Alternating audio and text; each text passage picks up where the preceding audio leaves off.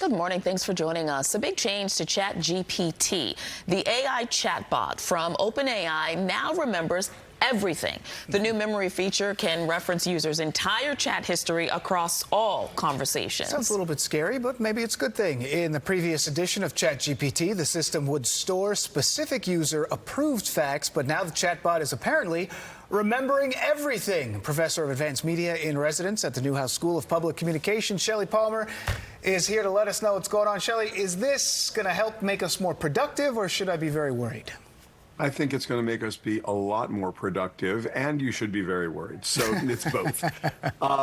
Actually, I'm not worried about it at all, but a lot of people are. What this is going to do is make all of your chats and all of your prompts more effective. So when you start to think about stuff, especially if you're a student or if you have a business and you're trying to work through problems, you're constantly prompting about the same kinds of things and in the same industry or in the same subjects.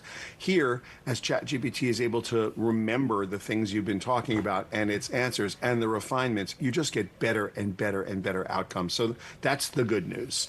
All right. Well, Shelly, with that being said, for those of us who are concerned about our privacy, is there a way we could turn this feature off?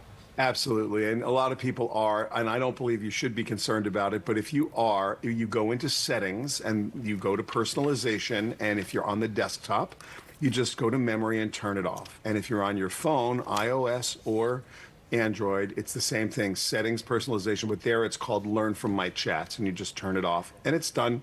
You're going to find it's less useful when you turn those off. If you are really concerned, what I would do, or if you're marginally concerned, what I would do, I'd leave the function on. And when you want something to be private, there is an option for a temporary chat. It's basically ChatGPT's version of incognito mode. And there it doesn't remember and it doesn't store anything. So to me, that's the best of both worlds. When you want something to be totally private, a query you don't want to show up in memory, just use the temporary chat feature, which is one button click or one tap. And if you the rest of the time, I would leave it on because it really does improve the output of ChatGPT. And Shelly, what are some of the? It sounds like you got to kind of navigate the settings a little bit.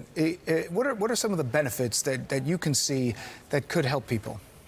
Well, like I said, if you are constantly asking about a subject, certainly for students or professionals who are in business, and you're always in a subject and you're constantly getting answers and those answers get refined, the system will just get better as you use it, and it will become more attuned to what you need and the way you need it. To be fair, it is a particularly great feature. Where people get worried is sometimes you start using it as a search engine because now it searches very well, and sometimes you search things you don't need to come back and you don't need to impact the overarching memory of your system. So there, temporary chat's a good idea, but the benefits are clear. It's just some people are worried. I don't think it's something you need to worry about. Like I said, there's a workaround, which is just tap temporary chat when you're going to do something you don't think is going to be valuable long term. But for the rest of the stuff you're using, I would leave it on because I actually think it's a great feature.